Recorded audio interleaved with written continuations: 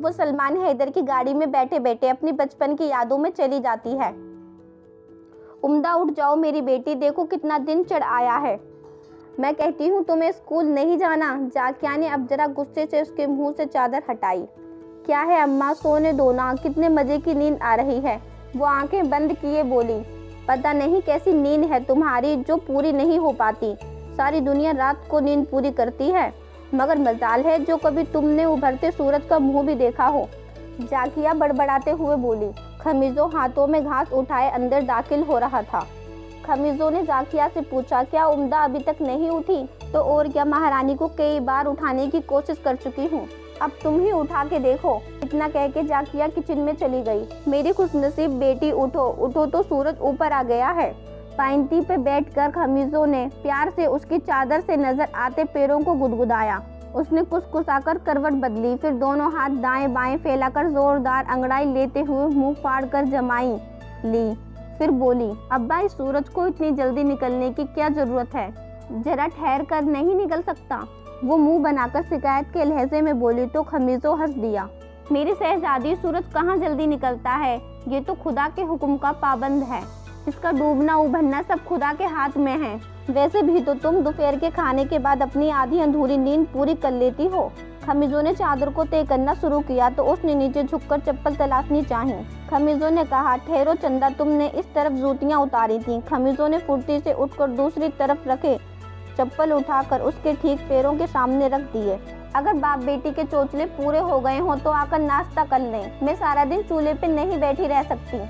खमीजो ने हाथ से पंप चलाया तो टब लबालब पानी से भर गया। उसने 2-3 छपाके मारे तो खमीजो ने अपने कंधे पे साफ सुथरे तौलिए से उम्दा का मुंह पोंछना शुरू कर दिया। ये उसका आज का नहीं, ये उसका रोज का काम था। अपनी इकलौती लाडली बेटी को दिन चढ़े नींद से जगाना, मुंह हाथ धुलवाना, फिर अपने हाथ से हर फरमाइश को पूरा करना अपना फर्ज समझते थे। उसे अपने हाथों का छल्ला कैसे न बना कर रखते। वो उनको शादी के 12 साल बाद, मन्नतों और बहुत दुआओं के बाद मिली थी। ये क्या है, मुझे सादा अंडा नहीं खाना, मुझे आमलेट बनाकर दो। वो मुंह बनाकर बोली तो जाकिया चिढ़ गई। क्यों नहीं खाना महारानी को? अब जल्दी से खाओ, फिर स्कूल की तैयारी भी करनी है।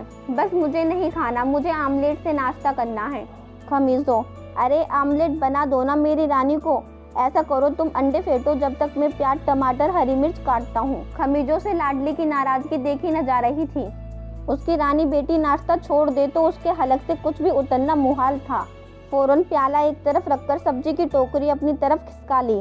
आपके इन्हीं चोचले और प्यार ने इसे इतना बिगाड़ डाला है। पहले भी अंडे तले और वो बर्बाद हो गए, अब और 2 तलूं तो जन्नत मौसी को कैसे 1 दर्जन अंडे दे पाऊंगी? एडवांस भी पहले ही ले चुकी हूँ। खैर कोई बात नहीं, मुर्गियां आज भी 2 अंडे देंगी, उससे तुम जन्नत मासी के 1 दर्जन अंडे पूरे कर लेना। गरम गरम सुनहरी आमलेट को पराठे से खाने के बाद दूध का गिलास होंठों से लगा लिया। जाकिया ने झूठे बर्तन थाल में इकट्ठे करके एक तरफ रख दिए। झाड़ू उठाकर बरामदे में आ गई। अम्मा, मैंने ये यूनिफॉर्म नहीं पहनी। उम्दा ने बाहर आकर यूनिफॉर्म चारपाई पर पटकी थी।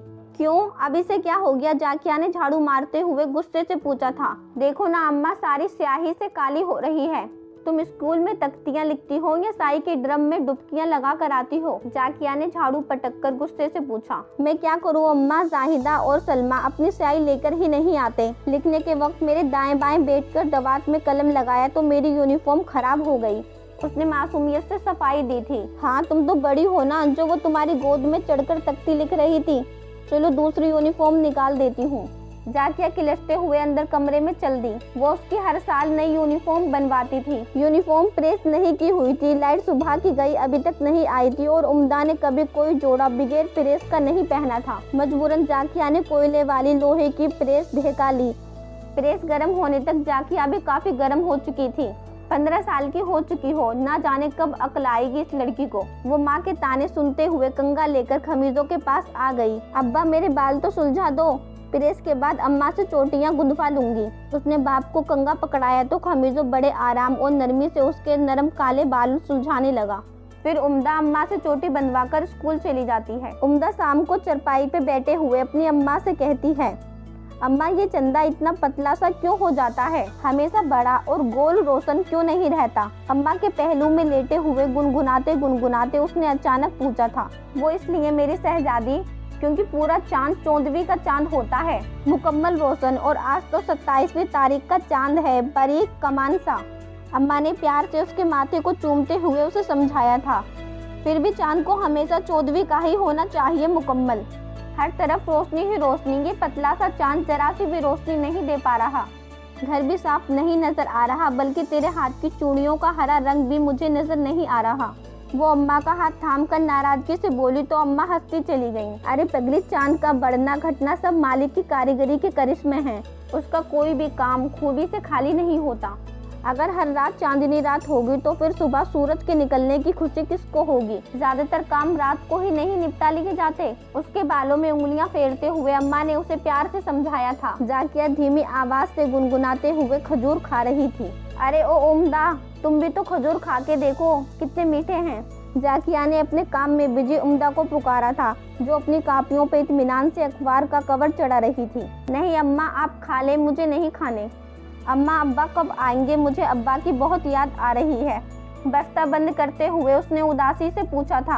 जाकिया, मेरी जान, जब काम खत्म हो जाएगा तभी घर लौट आएंगे। खुदा जाने कितनी जमीनें हैं जिनमें हल चलाना है, जाकिया ने जवाब दिया। खमीजों के रोजगार का जरिया ट्रैक्टर था, जिसके साथ लगी ट्रॉली की मदद से वो कभी मिट्टी ढोने का काम करता है या फिर हल लगाकर जमीनों को बुवाई के लिए तैयार करता। मगर पिछले 2 हफ्तों से वो साथ वाले गाँव में हल चलाने गए हुए थे। वैसे तो उन्हें अपने इलाके में ही काफी काम मिल जाता। उम्दा 2 हफ्तों से बाप को बिना देखे सख्त बेचैन और परेशान थी। उसका किसी काम में मन नहीं लग रहा था। 15 साल की होने के बावजूद भी खमीजों उसके इस तरह लाड उठाता कि जैसे वो 5 साल की बच्ची हो। जाकिया को भी वो कम प्यारी ना थी, मगर बाप से उसका बहुत ज्यादा लगाव मिसाली था। वो बाप के हाथ से निवाला मुंह में लेने की आदत थी। अब खमीजों के जाने के बाद खाना पीना बस नाम का रह गया था। जाकिया ने उसकी मनपसंद की चीजें किसी बच्चे को बाजार भेजकर मंगवाई थी, मगर वो उदास बुलबुल बनी किसी चीज की तरफ आंख उठाकर बिना देखती थी। उसके ख्यालों में तो सिर्फ बाप का चेहरा समाया हुआ था, जिसे देखे, जिसकी नरम आवाज सुने उसे 15 दिन हो गए थे। बस अब्बा आ जाएं, फिर मैं उन्हें इतनी दूर कहीं नहीं जाने दूंगी, वे भर्राई हुई आवाज से बोली थी। हाँ, तुम सच कह रही हो। शायद तुम्हारे अब्बा घर आने के बारे में तो भूल ही गए हैं। सिर्फ 1 हफ्ते का कहा था, आज 2 हफ्ते हो चुके हैं। जाकिया की आवाज भी डर में डूबी हुई थी। फिर जून की एक गर्मी भरी दोपहर में खमीजो आ गया था। अब्बा कह के उम्दा के लबों से चीख निकली थी।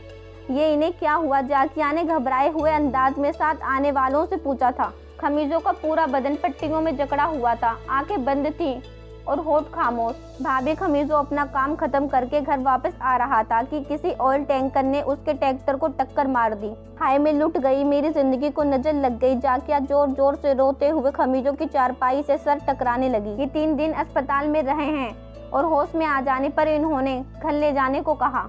उम्दा की आंखों में आंसू जमकर रह गए थे। दिल मानने से इनकार कर रहा था कि उस पे जान लुटा देने वाला अब्बा यूं बेबस व लाचार चारपाई पे पड़ा जिंदगी और मौत के बीच झूल रहा है। अब्बा देखो तो, आपके आने के मैंने दिन गिने हैं और आप किस हाल में लौटे हैं। वो चारपाई से लगकर सिसकने लगी। रीढ़ की हड्डी बुरी तरह टूट चुकी है। इंजन में लग जाने से खमीजों का जिस्म झुलस गया था। सर की चोट भी बहुत तेज की है और ऊपर से रिश्तेदारों के जुमले उन माँ बेटियों के जिस्म से जान निकाल रहे थे। हालत ज्यादा नाजुक है, डॉक्टर ज्यादा उम्मीद नहीं दिला रहे। सलमान हैदर, क्या बात है अब्बा जी, आप परेशान दिखाई दे रहे हैं। क्या जमीनों का कोई मसला हो गया है? वो चौंक कर ख्यालों से निकला, फिर एक लंबी सांस खींचते हुए बोला, नहीं, जमीनों का कोई मसला नहीं है। मुझे अभी किसानों से पता चला है कि मेरे भाई खमीजों का सीरियस एक्सीडेंट हो गया है। आपके भाई? उसने चौंक कर बाप का चेहरा देखा। उसे अब्बा जी की बात सुनकर हैरत का बहुत बड़ा झटका लगा था, क्योंकि वह बहुत अच्छी तरह जानता था कि उसके अब्बा जी इकलौते हैं, ना कोई बहन ना कोई भाई। मगर अब ये भाई कहाँ से आ गया? मैंने तुम लोगों से शायद जिक्र किया होगा। खमीजो मेरा सगा नहीं, दूसरा शरीफ भाई है, मेरी दाई अम्मा का बेटा। मैंने उसकी अम्मा का पूरे 2 साल दूध पिया था। खमीजो और मैं उस वक्त तक इकट्ठे खेलते रहे जब तक उसकी अम्मा हमारे यहाँ काम करती थी। फिर उनके शोहर की मौत के बाद वो अपने गाँव चले गए। उनकी मौत पर भी मैं ना जा सका। उन बीते सालों में सिर्फ भाई से उस वक्त मुलाकात हुई थी जब वो अपनी नई नवेली दुल्हन को अम्मा जान यानी तुम्हारी दादी से मिलवाने लाया था। फिर वक्त ने इतनी फुर्सत नहीं दी कि हम फिर से मिल पाते। वो अपने खास नर्म लहजे में उसकी सारी उलझन डिटेल्स में सुलझा चुके थे। चलो सलमान बेटे, इधर रास्ते में ही खमीजों का घर है, उसकी खैरियत भी मालूम करते चले, उन्होंने कहा और उसने उनकी हिदायत पर अमल किया। 2 कमरों के कच्चे घर में गरीबी के साए उन्हें पहली ही नजर में दिखाई दिए थे। खमीजों की आंखों में काजी रहीम को देखकर आंसू भर आए थे। इधर उनका भी अपने भाई का यह हाल देखकर दिल भर आया था। सूखे चिपके पीले गाल आंसुओं से भीग गए। जान पहचान के साथ मोहब्बत का रंग भी शामिल हुआ। खमीजों, ये क्या हाल बना रखा है, देखो तो जरा, तुम्हारा भाई आया है।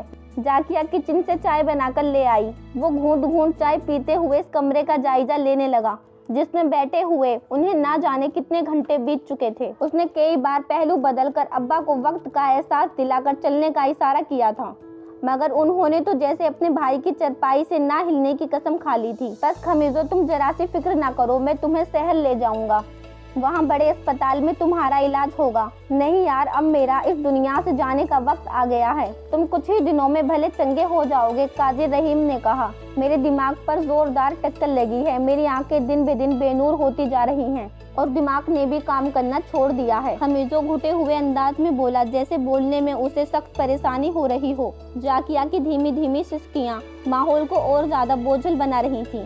तुम बेकार में ही इतने मायूस हो रहे हो, अल्लाह की रहमत बहुत बड़ी है। काजी रहीम ने उसे मायूसी के भंवर से निकालना चाहा। खमीजों ने कहा, देखो तो मेरा यह हाल है, मेरे बाद मेरी बीवी का कोई नहीं, ना कोई देवर ना कोई ससुर। मेरी शहजादी बेटी इस दुनिया में तन्हा हो जाएगी। तुम वादा करो, अगर मेरी सांसों की डोरी टूट जाए तो तुम इन दोनों को अपने पास पना दोगे ना? खमीजों उकड़ी सांसों के बीच अटक अटक कर बोलते हुए उनके दोनों हाथ थामे जैसे गुजारिश कर रहा था। तुम कैसी बात कर रहे हो? मेरे होते हुए मेरी भाभी और मेरी भतीजी अकेली नहीं हो सकती। तुम बस मुझसे वादा करो कि तुम मेरी बेटी के सर पे अपना हाथ जरूर रखोगे। खमीजों की बेबसी ने उन्हें रुला दिया था। उसे इस दुनिया में तन्हा नहीं छोड़ोगे। खमीजों का सांस फूल रहा था। जाकिया उसका सीना सहलाने लगी। मुझे ज़बानी तसल्ली के 2 लफ्ज़ ही सुना दो ताकि मैं सुकून से अपनी आंखें बंद कर सकूं। खमीजों की निगाहें उन पे जमी हुई थी। उन्होंने लम्हों में एक फैसला किया था। देखो खमीजों, अगर तुम्हें मेरी ज़बान पर भरोसा नहीं आ रहा तो मैं अभी अपने अल्फाजों की लाज रखने को तैयार हूँ। ये मेरा छोटा बेटा सलमान है। अगर तुम चाहो तो अपनी बेटी को अभी इसी वक्त इसके निकाह में दे दो। अपने बेटे के कैरेक्टर और शराफत की मैं जमानत लेता हूँ। ये तुम्हारी बेटी का पूरी जिंदगी साथ देगा। काजी रहीम ने जैसे एकदम से उन तीनों के सर पे बम फोड़ा था। सलमान ने बेहद हैरानी से अब्बा जी को देखा, जिन्होंने उसकी जिंदगी का इतना बड़ा फैसला बिना उससे पूछे लम्हों भर में तय कर दिया था। क्या सलमान अपने अब्बा का फैसला मानेगा? क्या उस अजनबी अनदेखी लड़की से निकाह करेगा या नहीं? इस कहानी से जुड़े रहने के लिए अभी हमारे चैनल को सब्सक्राइब कर लें। बाकी की कहानी आपको पार्ट 3 में मिलेगी।